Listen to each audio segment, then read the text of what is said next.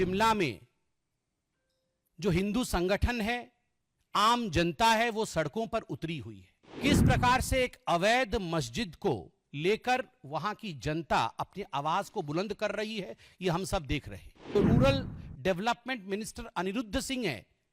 अनिरुद्ध सिंह जी ने सदन के पटल पे अभी चंद दिनों पहले कहा कि ये जमात के लोग कहां से आ गए।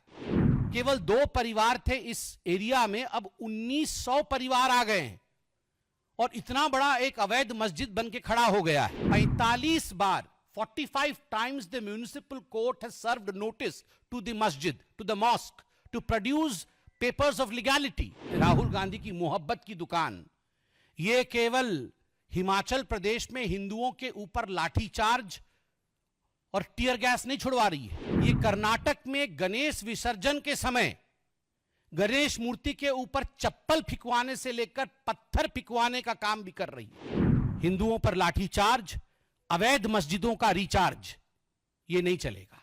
शिमला में जो हिंदू संगठन है, आम जनता है, वो सड़कों पर उतरी हुई है। किस प्रकार से एक अवैध मस्जिद को लेकर वहां की जनता अपनी आवाज को बुलंद कर रही है, ये हम सब देख रहे हैं। बड़ा स्पष्ट है कि वो मस्जिद अवैध है। यह भी स्पष्ट है क्योंकि उनके खुद के मंत्री ने, कांग्रेस के मंत्री जो rural development minister Anirudh Singh है, अनिरुद्ध सिंह जी ने सदन के पटल पे अभी चंद दिनों पहले कहा कि ये जमात के लोग कहां से आ गए। ये वो लोग हैं जो लड़कियों के ऊपर टिप्पणी करते हैं, लड़कियों को छेड़ते हैं। लव जिहाद के विषय में भी कहा। केवल 2 परिवार थे इस एरिया में, अब 1900 परिवार आ गए हैं और इतना बड़ा एक अवैध मस्जिद बन के खड़ा हो गया है। ये खुद अनिरुद्ध सिंह जो उनके मंत्री है, उन्होंने कहा। अनिरुद्ध सिंह जी के खिलाफ कांग्रेस ने ही मोर्चा खोल दिया है। उनके बाकी मंत्री अब अनिरुद्ध सिंह जी के खिलाफ बोल रहे हैं। जो अवैध है उसका जाना तय होना चाहिए। आश्चर्य का विषय है, जो म्युनिसिपल कोर्ट है, local municipal court, 45 bar 45 times the municipal court has served notice to the masjid, to the mosque, to produce papers of legality. 45 bar notice जाने के पश्चात भी मस्जिद ने अभी तक लीगैलिटी की कोई कागज दाखिल कोर्ट में नहीं कराया है। उसके बाद भी कांग्रेस पार्टी का जो अपीजमेंट का रवैया है, वह हम देख रहे हैं। इतना ही नहीं, ये जो मोहब्बत की दुकान है, राहुल गांधी की मोहब्बत की दुकान, ये केवल हिमाचल प्रदेश में हिंदुओं के ऊपर लाठीचार्ज और टीयर गैस नहीं छुड़वा रही है, ये कर्नाटक में गणेश विसर्जन के समय गणेश मूर्ति के ऊपर चप्पल फिकवाने से लेकर पत्थर फिकवाने का काम भी कर रही है। यह है राहुल गांधी के मोहब्बत के दुकान का आलम। होगा ही। अब इल्हान ओमार से मिलेंगे तो मस्जिदों से, जो अवैध मस्जिद है, उससे प्यार तो होगा ही और हिंदुओं के ऊपर लाठीचार्ज होगा ही। इल्हान ओमार कभी यह तो नहीं बताएगी कि अवैध मस्जिद के खिलाफ कार्यवाही करनी है।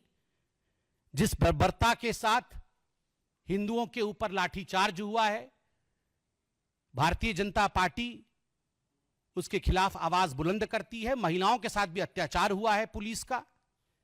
यह बर्बरता उचित नहीं है।